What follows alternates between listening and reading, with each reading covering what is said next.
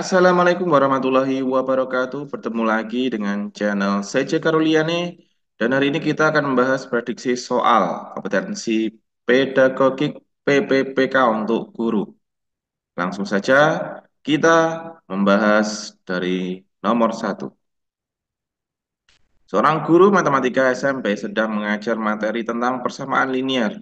Guru tersebut prihatin karena banyak peserta didik yang kesulitan memahami konsep ini dan cenderung menghafal rumus-rumus tanpa mengerti penggunaannya.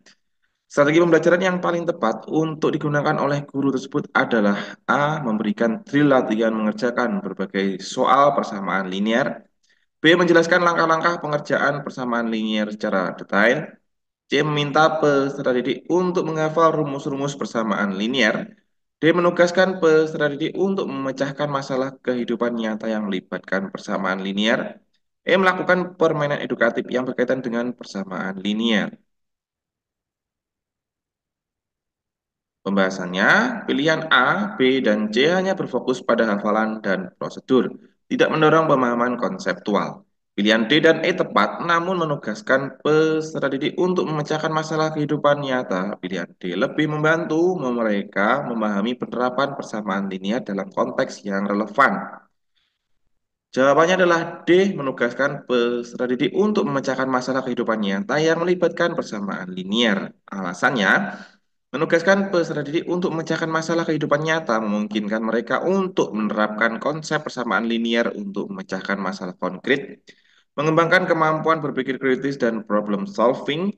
Mereka melihat keterkaitan antara matematika dengan kehidupan sehari-hari, menumbuhkan rasa percaya diri dalam menggunakan matematika. Jadi jawaban nomor satu adalah D.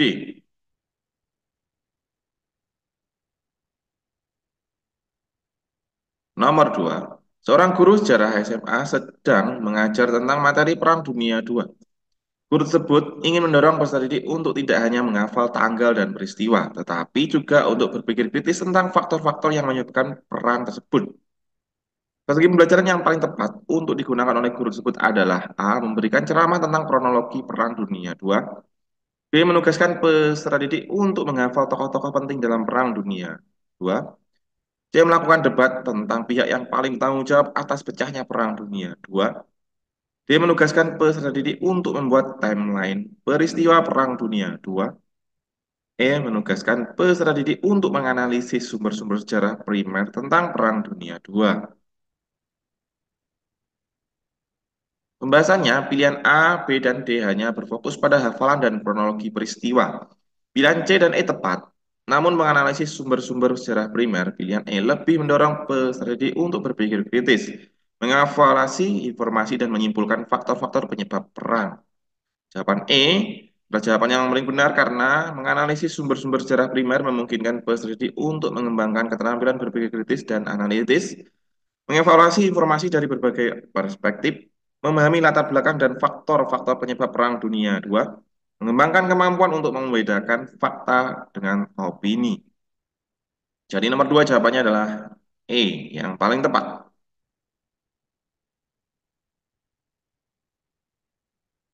Nomor tiga, seorang guru bahasa Indonesia SMA sedang mengajar materi tentang novel.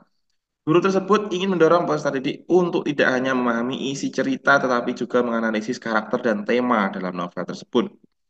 Strategi pembelajaran yang paling tepat untuk digunakan oleh guru tersebut adalah A.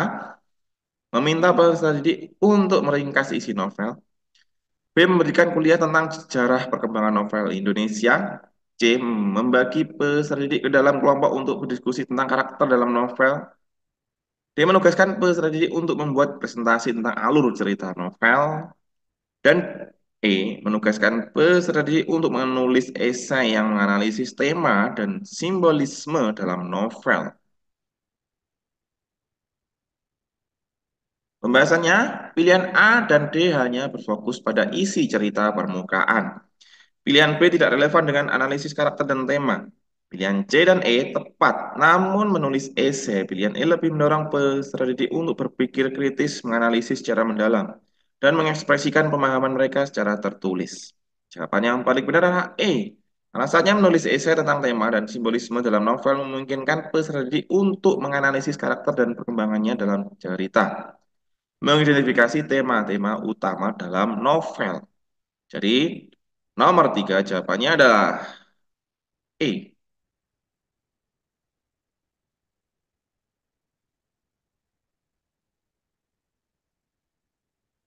Nomor 4, seorang guru seni tari ingin mengembangkan kreativitas peserta didik dalam menciptakan koreografi tari baru. Guru tersebut percaya bahwa pembelajaran seni tari seharusnya tidak sekedar meniru gerakan yang sudah ada. Strategi pembelajaran yang paling tepat untuk digunakan oleh guru tersebut adalah A. Mengajarkan berbagai macam gerakan tari tradisional secara detail. B. Mencontohkan gerakan tari kontemporer yang rumit dan menantang. C. Meminta peserta didik untuk menghafal dan mempertontonkan koreografi yang sudah ada. D. Memberikan kebebasan penuh kepada peserta didik untuk berekspresi tanpa arahan. E. Memberikan tema atau konsep tertentu dan meminta peserta didik untuk mengembangkan koreografi sesuai tema tersebut. Pembahasannya adalah pilihan A, B, dan C hanya berfokus pada imitasi dan tidak mendorong kreativitas. Pilihan D terlalu bebas dan tidak memberikan arahan yang cukup. Pilihan E tepat karena memberikan kerangka kerja dan kebebasan bagi peserta didik untuk berkarya secara kreatif. Jadi jawabannya adalah E. Alasannya memberikan tema, memberikan arahan, dan menggerakkan imajinasi peserta didik. Peserta didik dapat mengembangkan interpretasi mereka sendiri terhadap tema tersebut, ciptakan gerakan tari yang sesuai dengan ekspresi tema, bekerja sama dengan teman sekelas untuk mengembangkan koreografi secara kolektif. Jadi nomor 4 jawaban yang paling tepat adalah E.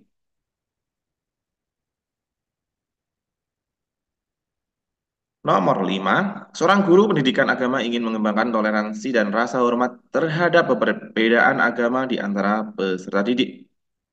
Strategi pembelajaran yang paling tepat untuk digunakan oleh guru tersebut adalah A. Memberikan ceramah tentang pentingnya toleransi beragama. B. Meminta peserta didik untuk menghafal doa-doa dari berbagai agama. C. Menonton film dokumenter tentang konflik agama di berbagai negara. D. Mengundang pemuka agama dari berbagai agama untuk memberikan ceramah. E.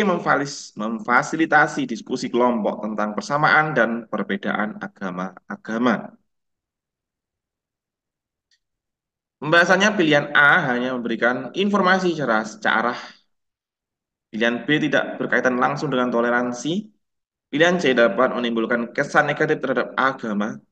Pilihan D dan E tepat, namun diskusi kelompok. Pilihan E lebih mendorong peserta didik untuk bertukar pikiran, saling menghargai, dan memahami perbedaan agama.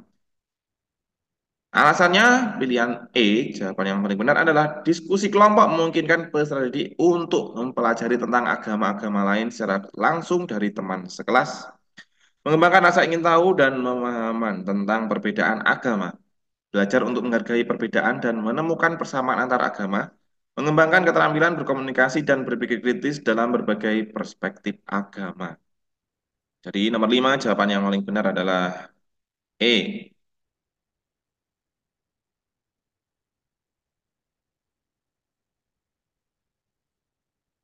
Baik, terima kasih.